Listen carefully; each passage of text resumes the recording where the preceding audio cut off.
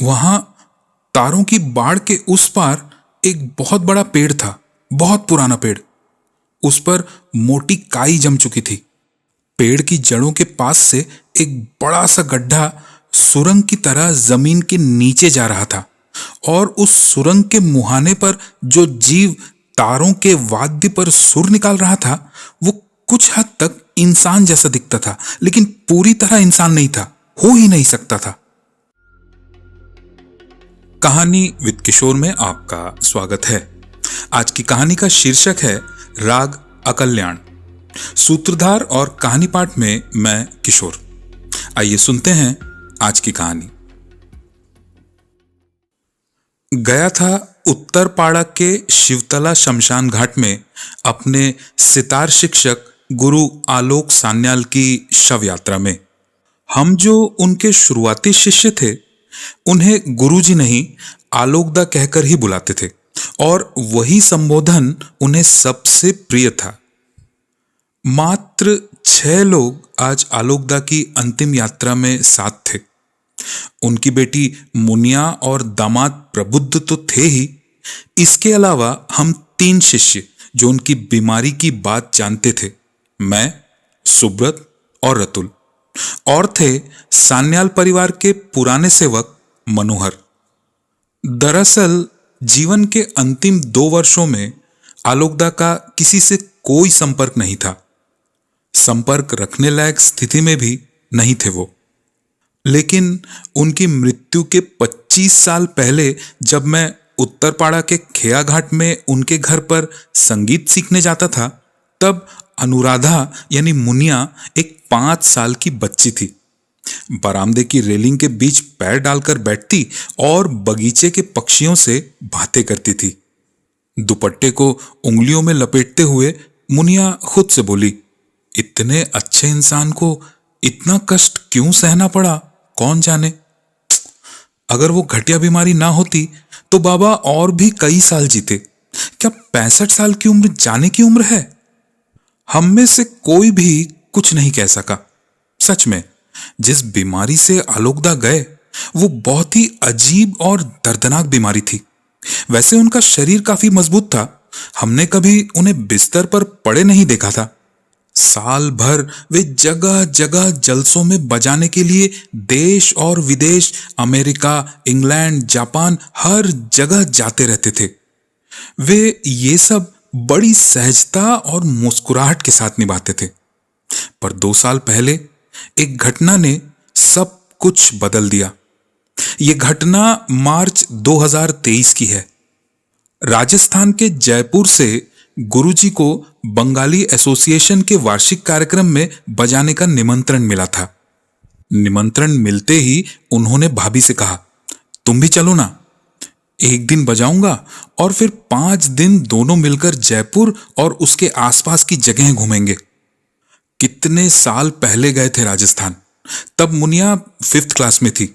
चलो एक बार फिर घुमाते हैं। बेटी की शादी के बाद से भाभी काफी अकेलापन महसूस करती थी, इसीलिए वो खुशी खुशी राजी हो गई। जो इसके बाद हुआ वो हमने भाभी के मुंह से ही सुना। भाभी ने बताया, जयपुर की बंगाली एसोसिएशन की तरफ से आलोकदा और भाभी को पूरे समय के लिए एक गाड़ी दी गई थी, शानदार एक एयर कंडीशन्ड एसयूवी।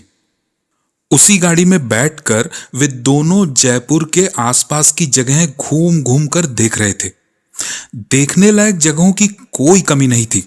जयगढ़ किला, विद्याधर गार्डन, सिसोदिया गार्डन, गलटा जी मंदिर, सब कुछ सुंदर, सब कुछ ऐतिहासिक। घटनाक्रम में मोड़ आया रामगढ़ अभयारण्य देखने के समय। उस दिन सुबह से ही बार बार असमय बारिश शुरू हो गई थी। मेघाच्छन्न मौसम की वजह से उनका जंगल भ्रमण का कार्यक्रम भी रद्द हो गया। वन विभाग ने ही मना कर दिया। भाभी और आलोकदा उदास होकर फॉरेस्ट बंगले के बरामदे में बैठकर बारिश देख रहे थे। दोपहर की ओर अचानक ही बादलों के बीच से थोड़ी सी धूप निकली। आलोकदा ने कुर्ते के ऊपर सूती चादर लपेटते हुए कहा, सुनो जरा घूम आता हूं। बिल्कुल नहीं, इस अनजान जगह में अकेले कहीं नहीं जाओगे तुम। भाभी ने सख्ती से कहा। अरे दूर कहीं नहीं जा रहा हूं, बंगले की बाउंड्री के अंदर ही रहूंगा। वो बाजे की आवाज सुन रही हो? अब तक नहीं सुनी थी। दादा के कहने पर भाभी कान लगाकर सुनने लगी। सचमुच बहुत दूर से किसी तार वाद्य यंत्र की धुन बहती आ रही थी। उन्होंने गर्दन हिलाकर कहा, हां सुन रही हूं। कौन बजा रहा है, कौन सा वाद्य यंत्र है, बस वो देखकर ही लौट आऊंगा। भाभी ने अब और मना नहीं किया। वो जानती थी कि किसी भी तरह के तार वाले वाद्य यंत्र यानी स्ट्रिंग इंस्ट्रूमेंट के प्रति आलोक सान्याल की कैसी गहरी जिज्ञासा थी। उन्होंने सिर्फ थोड़ा हैरान होकर पूछा, बाजे को तुम पहचान नहीं पा रहे हो? हैरानी की वजह थी, हम सभी जानते थे कि आलोकदा सिर्फ सुनकर ही देश विदेश के कम से कम 50 तरह के तार वाद्य यंत्रों को पहचान सकते थे। आलोक सान्याल स्लीपर पहनते हुए जवाब दिए, नहीं पहचान पा रहा हूं। राजस्थान के जो लोकप्रिय स्ट्रिंग इंस्ट्रूमेंट हैं जैसे रावण हत्ता, कमायचा, चौतारा, उनमें से कोई भी ये नहीं है। सारंगी नहीं है, वॉयलिन तो बिल्कुल नहीं। चलो एक बार देख आता हूं। भाभी हमें बाद में कई बार कह चुकी हैं, उस धुन में जैसे कुछ अशुभ था। हम हैरान होकर पूछते, अशुभ मतलब? भाभी कहती, वो मैं तुम्हें ठीक से समझा नहीं पाऊंगी पिनाकी। धुन जैसे आकाश से कोई सर्वनाश को बुला रहा था, जैसे सीटी बजाकर उस सर्वनाश को किसी की ओर छोड़ दिया गया हो। और सच ही तो है, मेरा सर्वनाश करके ही तो माने। कहते कहते भाभी चुप हो जाती, दांतों के बीच आंचल का कोना दबाकर रोना रोकने की कोशिश करती। थोड़ी देर बाद खुद को संभाल कर कहती, जो आदमी गया वो फिर लौटा ही नहीं। इधर फिर आकाश काला होकर बारिश शुरू हो गई। बंगले की 2.5 बीघा की तार से घिरी बाउंड्री के बाहर ही घना जंगल, वहां तरह तरह के हिंसक जानवरों का बसेरा। इसीलिए मैं बहुत चिंता में आकर बंगले के केयरटेकर के पास जाकर सब कुछ बता दी। उस आदमी का नाम था सचदेव सिंह। सचदेव मेरी बात सुनकर बहुत हैरान होकर बोला, बाबू साहब बंगले से बाहर क्यों निकले? मैंने सच ही कहा। मैंने कहा, वो जो तार वाद्य यंत्र की धुन सुनाई दे रही है, उसे सुनकर ही वे देखने गए कि कौन बजा रहा है। वे खुद भी एक कलाकार है ना, कौन सी धुन? वो सवाल करते ही मैंने ध्यान दिया कि अब कोई धुन हवा में बह नहीं रही है। मैंने कहा, अब बंद हो गई है, लेकिन आधे घंटे पहले तक सुनाई दे रही थी। मैं कुछ और कहने ही वाली थी कि सचदेव बोला, एक अशुभ सी धुन थी क्या? सुनते ही डर लगता है। मैंने कहा, हाँ हाँ, लेकिन तुमने कैसे जाना? सचदेव एक शब्द और बोले बिना, ए रघुआ, ए बलवंत कहते हुए पुकार कर 2-4 आदमी इकट्ठा किया। छाता, लाठी, सरकश आदि लेकर निकल गया। करीब आधे घंटे बाद वापस लौटा। 4 लोग मिलकर तुम्हारे आलोकदा को उठाकर लाए थे। उस समय वो बेहोश थे, पूरा शरीर पूरी तरह भीग चुका था और उन्हें ऐसा तेज बुखार था कि शरीर छूने पर लगता था जैसे हाथ जल जाएगा। फिर तो खबर पाकर जयपुर से उनके भक्त दौड़े आए। वहां से प्रबुद्ध भी हवाई जहाज की टिकट बनवाकर जयपुर पहुंच गया। जिस दिन लौटने की बात थी, उसके 2 दिन पहले ही हम लोग घर लौट आए और घर लौटने के अगले ही दिन उनका शरीर ठंडा हो गया और कोई दवा लेने की जरूरत भी नहीं पड़ी। बुखार भी फिर नहीं आया, लेकिन वही 2 दिन का बुखार उनका सर्वनाश कर गया एक दूसरे रूप में। भाभी जो सर्वनाश की बात कह रही थी, वो सर्वनाश हमने भी देखा था अपनी आंखों से, क्योंकि आलोकदा तब उत्तरपाड़ा के घर पर लौट आए थे। उनके जयपुर से लौटने के करीब 1 महीने बाद की बात है। एक दिन शायद रात के 9 बजे होंगे, अचानक मुनिया का फोन आया। बहुत नर्वस आवाज में बोली, पिनाकिदा, तुम्हारे जानकार है ना कोई बड़े साइकेट्रिस्ट डॉक्टर पल्लव मुखर्जी? बहुत जल्दी उनका एक अपॉइंटमेंट मिल सकता है। मैंने पूछा, क्यों रे, किसे क्या हो गया? बाबा ने एक अजीब पागलपन शुरू कर दिया है। अजीब तो सचमुच था। उस दिन फोन पर मुनिया से कुछ कुछ सुनकर अगले ही दिन उत्तरपाड़ा में उनके घर चला गया। देखा, आमतौर पर आलोकदा एकदम स्वस्थ और सामान्य इंसान है। बातचीत, स्मृति शक्ति, बुद्धि विवेक सब कुछ ठीक ठाक। बस उनके मन में ये दृढ़ विश्वास हो गया था कि उनका दायां हाथ उनका अपना नहीं है। मुनिया और भाभी दोनों ने बताया, आलोकदा ने सितार बजाना बिल्कुल छोड़ दिया है। जैसे ही बजाने की बात होती है, कहते हैं उनका दायां हाथ सितार के स्ट्रोक देने को तैयार ही नहीं होता। सुनकर मैं बहुत चौंक गया। आलोकदा के सामने बैठकर मैंने कहा, क्या बात है, बताइए तो, क्यों नहीं बजा रहे हैं? उन्होंने असहाय होकर कहा, मैं तो बजाना चाहता हूं, लेकिन हाथ मेरी बात ही नहीं सुनता। वो मेरा हाथ ही नहीं है। मैं हंसे बिना नहीं रह सका। कहा, आलोक सान्याल का हाथ सितार नहीं बजा सकता? आप तो नींद में भी राग बजा सकते हैं आलोकदा, सब जानते हैं। चलिए, मैं सितार पकड़ता हूं, 2 गत ही बजाइए, फिर देखिए ये दाएं हाथ की मनमानी कहां गायब हो जाती है। काफी मनाने के बाद आलोकदा ने उंगलियों में मिजराब पहना और सितार लेकर बैठे। पहले 2 मिनट उन्होंने बहुत डरते डरते डाराडेर बजाया। ऐसा नहीं लग रहा था कि कोई परेशानी हो रही है। उनके चेहरे पर धीरे धीरे एक शांति का भाव उतर आया था, जो किसी भी कलाकार के चेहरे पर उसकी रचना के समय दिखता है। सितार की आवाज सुनकर भाभी और मुनिया भी रियाज के कमरे में आ गईं। उनके चेहरों से भी लग रहा था कि वे कई दिनों की एक अशांति से मुक्त हो गई हैं। आलोकदा ने और 5 मिनट तक बजाया उनका प्रिय राग मालकोष। फिर अचानक एक तीखी आवाज के साथ बजाना रुक गया। सितार की ओर चौंक कर देखा, उनका दायां हाथ एक सूखी टहनी की तरह अकड़ी मुद्रा में सिर की ओर ऊपर उठ गया है। मैंने कहा, क्या हुआ, बजाइए, हाथ को नीचे लाइए तारों पर। नहीं, नहीं हो रहा है, असहाय स्वर में बोले। सितार नीचे रखकर बाएं हाथ से दाएं हाथ को खींचकर नीचे लाने की कोशिश करने लगे। भाभी ने भी बहुत कोशिश की, लेकिन कुछ नहीं हुआ। जब हम सोच ही रहे थे कि अब क्या करें, तभी अचानक आलोकदा ने हाथ नीचे लाकर फिर से सितार गोद में रख लिया। फिर तारों पर ऐसा झटका दिया कि पूरा कमरा जैसे झंझना उठा। आलोकदा फिर से बजाने लगे, लेकिन क्या वाकई आलोकदा ही बजा रहे थे? अगर बजा रहे थे तो उस राग का नाम क्या था? किस घराने का राग? अकल्याण। इस राग का बस एक ही नाम हो सकता है, राग अकल्याण। सितार जैसे सुंदर वाद्य के तारों से ऐसा क्रोधित गर्जन निकल सकता है, यह मैंने कभी सोचा भी नहीं था। जैसे भाभी ने उस राजस्थान के जंगल में सुने सुर की बात कही थी, उसी तरह अभिशाप की तरह बज रहा था आलोकदा के हाथ का सितार। ऐसा लग रहा था मानो उस सुर से धरती के नीचे से कोई अशुभ शक्ति को बुलाकर कहा जा रहा हो, उजाड़ दो, मार डालो, नष्ट कर दो इनको।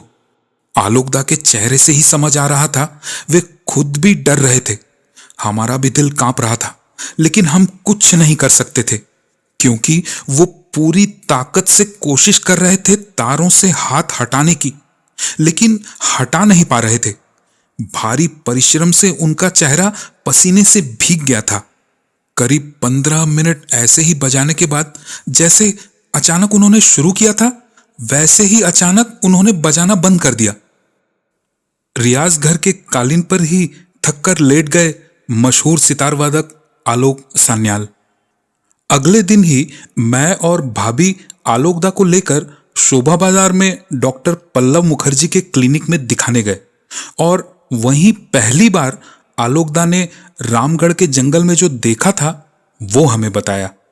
इससे पहले भाभी या मुनिया ने बहुत कोशिश की थी, लेकिन आलोकदा से वो बात नहीं निकलवा पाई थी, क्योंकि वे कुछ बोलने से बेहद डरते थे। लेकिन उस दिन शायद डॉक्टर की उपस्थिति ने उन्हें हिम्मत दी, इसलिए थोड़ा थोड़ा करके उन्होंने पूरी घटना बता दी। उस दिन सुर के पीछे चलते चलते मैं जिस जगह पहुंचा था, वहां तारों की बाड़ के उस पार एक बहुत बड़ा पेड़ था, बहुत पुराना पेड़। उस पर मोटी काई जम चुकी थी। पेड़ की जड़ों के पास से एक बड़ा सा गड्ढा सुरंग की तरह जमीन के नीचे जा रहा था, और उस सुरंग के मुहाने पर जो जीव तारों के वाद्य पर सुर निकाल रहा था, वो कुछ हद तक इंसान जैसा दिखता था, लेकिन पूरी तरह इंसान नहीं था, हो ही नहीं सकता था। डॉक्टर पल्लव मुखर्जी ने स्वाभाविक रूप से पूछा, कैसे समझे कि वो इंसान नहीं है? आलोकदा बोले, अगर आप देखते आप भी समझ जाते। लंबा पतला नग्न प्राणी, बिल्कुल सांप की तरह कुंडली मारे बैठा था। सूखे हुए घास जैसे पीले बालों से भरा हुआ एक विशाल सिर, जो खुद की ही दोनों घुटनों के बीच में छिपा था। क्या आप उसे इंसान कहेंगे? मेरे कदमों की आहट से जब वो प्राणी सिर उठाकर देखने लगा, तब देखा उसका चेहरा सफेद कागज जैसा, या कह सकते हैं जैसे ईंट से दबा हुआ घास, जिस पर बहुत दिनों से सूरज की रोशनी नहीं पड़ी हो। सिर्फ चेहरा ही नहीं, प्राणी के हाथ पैर जो कुछ दिख रहे थे वो भी वैसा ही पीला सफेद। ऐसा शरीर किसी इंसान का हो सकता है क्या? लेकिन उसकी आंख, नाक, कान, मुंह सब इंसान जैसे ही थे। और सबसे भयानक थी उसकी आंखों की दृष्टि। इतनी नफरत किसी इंसान की आंखों में हो ही नहीं सकती। नहीं डॉक्टर बाबू, मैं पक्का कह सकता हूं, वो पूरी तरह इंसान नहीं था। आलोकदा ठीक से बोल नहीं पा रहे थे। थोड़ा रुककर एक घूंट पानी पीकर बोले,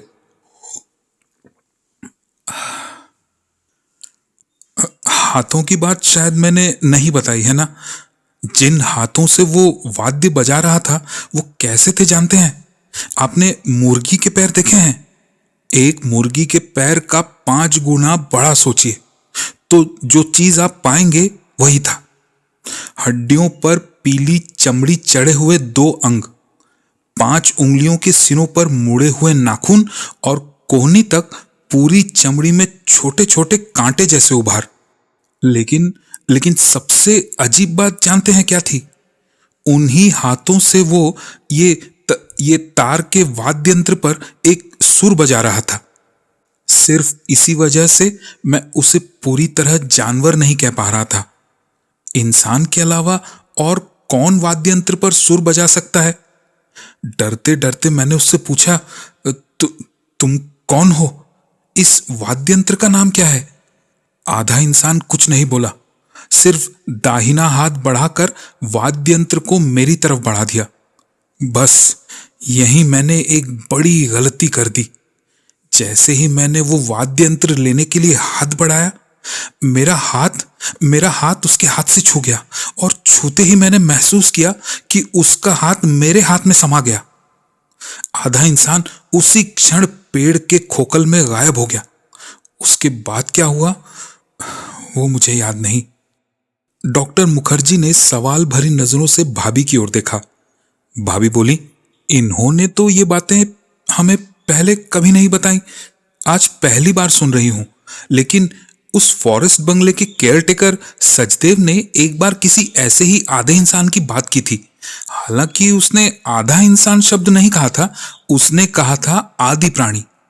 कहता था कि इंसानों के आने से बहुत पहले से वे आदि प्राणी धरती पर मौजूद हैं। वे गिरगिट की तरह पेड़ों के खोखलों में, पत्थरों की दरारों में छिपे रहते हैं। इंसानों को वे इस दुनिया में घुसपैठिया मानते हैं, उनसे घृणा करते हैं। इंसान भी उन्हें बहुत पहले से जानता है। कई देशों में जो अपदेवताओं की कहानियां हैं, उनके पीछे इन्हीं आदि प्राणियों का हाथ है। सचदेव ने कहा था, रामगढ़ जंगल का जो आदि प्राणी है, वो वाद्य यंत्र के सुर से इंसानों को बहकाकर अपने पास बुला लेता है और फिर उनका सर्वनाश कर देता है। लेकिन उसने ये भी कहा था कि बाबूजी को उसने कोई नुकसान नहीं पहुंचाया। लेकिन आज जो कुछ भी ये कह रहे हैं, उससे तो लगता है। डॉक्टर बाबू ने हाथ उठाकर भाभी को रोकते हुए कहा, सुनिए, मिस्टर सान्याल जो कह रहे हैं वो सब हैलुसिनेशन है। इस बीमारी में ऐसा होना बहुत ही स्वाभाविक है, और सचदेव ने जो आपको बताया वो सब अंधविश्वास है। असल में इन्हें जो हुआ है वो एक दुर्लभ न्यूरोलॉजिकल डिसऑर्डर है। हम इस बीमारी को कहते हैं एलियंस हैंड सिंड्रोम। इस बीमारी में इंसान अपने किसी अंग, आमतौर पर किसी एक हाथ को किसी दूसरे का, किसी एलियन का समझता है। उसे लगता है कि वो हाथ उसकी इच्छा के विरुद्ध शरारतें कर रहा है।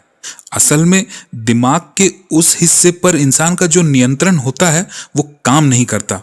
लेकिन मिस्टर सान्याल के केस में मामला थोड़ा पेचीदा है। सितार बजाते समय छोड़कर बाकी समय वो हाथ उनकी इच्छा से ही काम करता है। फिर भी हमें पूरा यकीन है कि ये एलियंस हैंड सिंड्रोम का केस है, जो उस जंगल के तेज बुखार से ट्रिगर हुआ था। उसी बुखार ने ब्रेन के हाइपोथैलेमस को नुकसान पहुंचाया है और वहीं से सारी समस्या शुरू हुई है। खैर, फिलहाल एक एमआरआई करना होगा और कुछ दवाइयां लेनी होंगी। आलोकदा के मस्तिष्क की तमाम जांचें हुई, लेकिन दिमाग में कोई असामान्यता नहीं मिली। बाद में उन्हें कुछ दिनों के लिए हॉस्पिटल में भी भर्ती किया गया, लेकिन ना कोई दवा ना कोई काउंसलिंग उन पर असर कर सकी। उनके मन में यह विश्वास जम चुका था कि किसी और का हाथ उनके अपने दाहिने हाथ की जगह ले चुका है और वे धीरे धीरे पागल होते जा रहे हैं। बातचीत लगभग बंद हो गई थी। सिर्फ कभी कभी पागलों की तरह सितार उठाकर बजाने लगते थे। बाद में तो मिजराब पहनने की भी परवाह नहीं करते थे। नतीजतन दाहिने हाथ की उंगलियों से खून बहता रहता। वही सुर बजाते जिसे मैंने अपने मन में नाम दिया था, राग अकल्याण। बजाते तब तक जब तक उनका दाहिना हाथ उन्हें छुट्टी नहीं देता। इन कुछ मिनटों के वादन को छोड़ बाकी सब कुछ वे भूलते जा रहे थे, यहां तक कि हमें भी पहचाना बंद कर दिया था। आखिरकार कल आधी रात को ऐसे ही बजाते बजाते वे ब्रेन स्ट्रोक से मर गए, मात्र 65 वर्ष की उम्र में। इन सब बातों को सोचते सोचते कब समय बीत गया पता ही नहीं चला। होश आया शमशान के डोम की पुकार से, दीदी भाई चलिए, बाकी काम अभी बाकी है। आंखों का आंसू पोंछकर मुनिया उठ खड़ी हुई।